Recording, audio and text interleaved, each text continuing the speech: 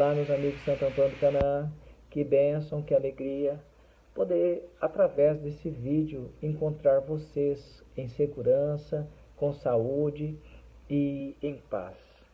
Essa semana é uma semana muito especial, é a Semana da Família, e eu escolhi um tema bem interessante para começar, falar sobre o amor. É um requisito essencial, necessário, primordial para uma família. Amor é necessário numa família. Muito se tem falado sobre o amor, as telas de Hollywood ilustraram em vários filmes uma concepção até errônea do que é amor. Os livros, os romances, os filmes, as novelas têm falado sobre amor. Mas nós temos que ir à fonte do amor. O que é o amor? A Bíblia ela conceitua isso de maneira bem prática. 1 Coríntios, o capítulo 13 e o versículo 4. O apóstolo Paulo ele poderia ter começado de várias maneiras expressando o que é o amor. Ele podia começar de maneira filosófica, poética, mas o apóstolo Paulo ele é bem simples. Ele diz assim: o amor é paciente. Só isso. O amor é paciente. O amor, ele tudo suporta. É isso que é o amor. Paciência. E algo bem interessante. O que é que nós estamos precisando nesses tempos de pandemia, quarentena? A gente está precisando de ter o quê? Paciência. Porque sem paciência nós podemos adoecer emocionalmente, mentalmente. E o apóstolo Paulo, ele tinha bagagem e conteúdo suficiente para descrever o amor nas mais inúmeras formas. E dizer assim, olha, o amor é um mar de rosas, é um caminho, o amor é um sonho. Não, o amor ele é paciente. É a primeira descrição. Ele quer abrir a descrição de amor com a palavra paciência. Quem ama, espera. Quem ama, tem paciência. Quem ama o marido, tem paciência com ele, espera. Quem ama, aguarda. Quem ama, releva. Essas são os sinônimos do adjetivo paciência. Ele releva, ele suporta, aguenta. Diz que ama, mas não aguenta a pressão, fica nervoso, se estoura com facilidade, se irrita. Então, quer demonstrar amor? Comecemos então com a paciência. O amor é paciente, ele tudo suporta. Às vezes, palavras impensadas, na hora errada, no momento errado. A gente fala quando deveria se calar, a gente se cala quando devia falar. Tudo porque a gente não consegue exercer esse princípio chamado paciência. É interessante, né? A paciência. E o apóstolo Paulo, ele continua na sua carta. O amor é paciente, ele não se arde em ciúmes, não se ufana, não se ensoberbece, não se conduz inconveniente e não procura, olha que interessante, não procura os seus próprios interesses. O amor diz assim, olha, me trate, o marido, para a esposa, me trate como um rei, que eu serei seu escravo. A esposa, me trate como uma rainha, e eu serei, então, a sua escrava. É muito bonito quando a gente consegue pular do texto, da teoria para a prática. O amor, ele não procura os seus próprios interesses. Ele não procura isso. Ele tudo sofre, versículo 7. Ele tudo crê, ele tudo espera, e ele tudo suporta. E um dos adjetivos e umas qualidades muito interessantes diz assim: o amor ele jamais acaba. O amor jamais acaba. É porque é isso que a gente vai viver lá no céu. Eu dei essa introdução descrevendo o que é o amor para nós construirmos algo. E o que eu quero construir com vocês é bem interessante, meus amigos de Santo Antônio. Muito se falou do amor como um sentimento, como algo irrazoável, como algo que fosse, assim, um fogo de palha. O amor não é um sentimento. O amor, ele é uma escolha. E por que diz que é uma escolha? Porque nós aprendemos, através dos escritos, que o amor, ele é um princípio. Nós temos que entender isso, que eu preciso escolher amar o meu marido, eu preciso escolher amar a minha esposa, eu preciso escolher amar os meus filhos. Porque toda a paixão, a primeira paixão, ela passa, tudo na nossa vida ela passa, o primeiro amor ele passa. Ali a carta à igreja de Éfeso, eles estavam preocupados, porque os membros de Éfeso haviam perdido o primeiro amor. Olha, vocês são excelentes, vocês são trabalham, são perseverantes, ali em Apocalipse e capítulo 2, vocês perseveram, vocês fazem tudo de bom, mas há um problema, vocês perderam o primeiro amor. A Bíblia ali, ela não dá uma fórmula mágica, ela não diz um comportamento, você tem que... Não, ela diz assim, volte às primeiras práticas. Ou seja, comece naquilo que você escolheu. Isso é a prática do primeiro amor. E nós sabemos que o nosso exemplo, ele é Jesus. Para tudo, para tudo. Nosso exemplo é Jesus em tudo.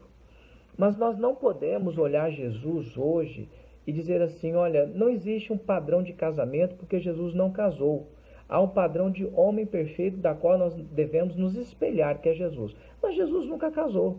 Mas ele disse lá que é para que o homem amasse a sua esposa, assim como quem? Cristo amou a sua igreja e se entregou por ela. Isso em prática é dizer assim como Cristo amou, serviu, se entregou, isso deve acontecer na relação de quem? Nas relações entre marido e mulher. Eu não quero me alongar muito, eu acredito que a gente tem que ter esse cuidado com o tempo da internet, mas houve um casal que viveu o amor. E quem foi esse casal? Esse casal foi Ellen e Tiago. Mas é muito interessante que nas suas cartas para o seu marido e vice-versa, eles viviam algo chamado uma era vitoriana. O que era uma era vitoriana? Era uma era de romantismo nos Estados Unidos, em que as cartas eram assinadas com um conteúdo muito inflamado. Minha paixão, meu querido. Havia apelidos carinhosos em que os namorados e os maridos e as esposas trocavam as cartas, mas a gente nunca viu isso nas cartas desse casal. A gente pode ousar e dizer que não havia romantismo ou não havia amor quando nós não entendemos o que é amor. Ellen e Tiago viviam um casamento sólido, mas a gente só pode ter paciência, pode ser benigno, a gente só pode dizer aqui que tudo suporta, não procura os seus próprios interesses quando a gente tem algo em comum. E o que essa mulher e este homem tinham em comum? Nós vemos que nas suas cartas só havia uma coisa: a obra, Deus, o Evangelho a ser pregado. Há muito o que fazer. Essa mulher não viveu um casamento assim ardentemente romântico. Nós não vemos isso em suas cartas. Nós também não vemos em suas cartas ali um casamento malthusiano. Que casamento é esse? Em cima dos interesses. Ninguém estava casado ali por causa de dinheiro, de posses, de posição. Não, muito pelo contrário. Eles eram pobres no início ali e continuaram ali com a sua vida mediana. Não havia um casamento malthusiano. Havia em sua época também uma cultura da mulher. Que cultura era essa? Da mulher ser a perfeita dona de casa, da mulher ser a perfeita mãe, e foi algo também que ela não pôde viver. Sabe o que manteve esse casal unido? Até que Tiago descansou primeiro, foi uma coisa: o amor pelo Evangelho. É o amor pelo Evangelho. É o amor pela obra de Deus. Essa mulher se doou completamente, ela e o marido, porque o foco era Deus. Convergiam em Deus, naquilo que tem que ser feito. se convergiam em trazer bênçãos para o próximo. E a vida deles passaram assim, pregando o evangelho, amando o próximo, obras sociais, assistenciais, e em todas as cartas, um para o outro, o objetivo era um só, era terminar a pregação do evangelho, para que Jesus pudesse voltar e eles fossem então embora. Eu quero construir o final já com vocês. Nós sabemos que o amor não é um sentimento, mas uma escolha. E o que vai manter um casamento unido hoje? Não é posses, não é filhos, não é posição, mas foi aquilo que manteve, né, esse casal unido, que foi um desígnio só, a palavra de Deus. Você quer ficar firme em casa, ter um casamento de sucesso? Não estou dizendo perfeito, não existe casamento perfeito, porque nós somos imperfeitos. Isso é verdade, nós somos imperfeitos. Esse livro diz isso. Nós não podemos exigir pessoas perfeitas, casamentos perfeitos, porque nós somos imperfeitos. Mas nós poderemos adquirir aos pés da cruz mais paciência dentro de casa, com marido, mulher, com filhos, seja lá com o que for. Mas essa paciência, essa paz, essa força que vem do alto, ela só pode vir de quem? De Deus. Ellen White viveu, morreu, casou, teve filhos, e o que a motivou a viver casada foi um propósito divino de salvação. Quer um segredo? Una-se à oração pela manhã, culto doméstico, culto à noite, igreja, sábado, domingo, quarta. Se seu cônjuge não for da sua fé, paciência, ore, fale coisas boas, viva a paciência que a Bíblia diz aqui. No final da vida, aquele homem descansou, junto após aquela mulher em 1915. Todos os escritos dela e dele, as viagens, os propósitos, convergiam em Deus. Nós não podemos ter um casamento perfeito porque nós somos imperfeitos. Mas quando estamos com Deus, vivendo em oração com Deus, teremos palavras doces para o nosso cônjuge, para os nossos filhos. Vamos aprender a repreender sem machucar. Nós vamos aprender que as pessoas são imperfeitas. E se nós nos unirmos com um objetivo, que é Deus, Bíblia, oração, não é um casamento malthusiano de interesse, não são cartas acaloradas de amor, declarações em redes sociais que vai manter um casamento vivo, não. O que vai manter seu casamento vivo é Deus. É Deus.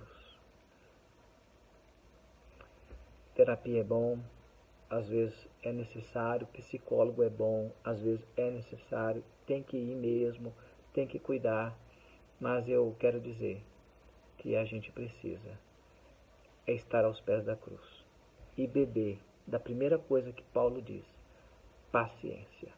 Paciência. Quero encerrar, tá bom? E quero orar por você e rogar as mais ricas bênçãos de Deus na sua vida. Feche seus olhos. Amorável Deus, Santo Antônio do Canaã, tão especial, Pai. São famílias, são pessoas que necessitam da Tua bênção diária. As nossas famílias, Senhor, se tornam frágeis, às vezes mais complicadas pelo momento que nós vivemos, em que se exige tanta paciência dentro de uma casa, dentro de um casamento com os filhos. E nesse momento, Pai, todo aquele que estiver ouvindo esse vídeo, eu quero pedir que o Senhor venha abençoar, dar sabedoria do alto dos céus. Que na nossa casa não haja uma palavra de desconforto da nossa boca. Que na nossa casa haja só louvor e bênçãos. Que nos dê paciência, Pai, para terminarmos a nossa obra, escolhendo amar aquele que o Senhor nos enviou, aquela que o Senhor nos enviou. E que o Senhor, Pai, faça milagres na vida de todo aquele que precisar. É o que eu te peço, em nome de Jesus. Amém, Pai. Fiquem com Deus, meus irmãos. Forte abraço.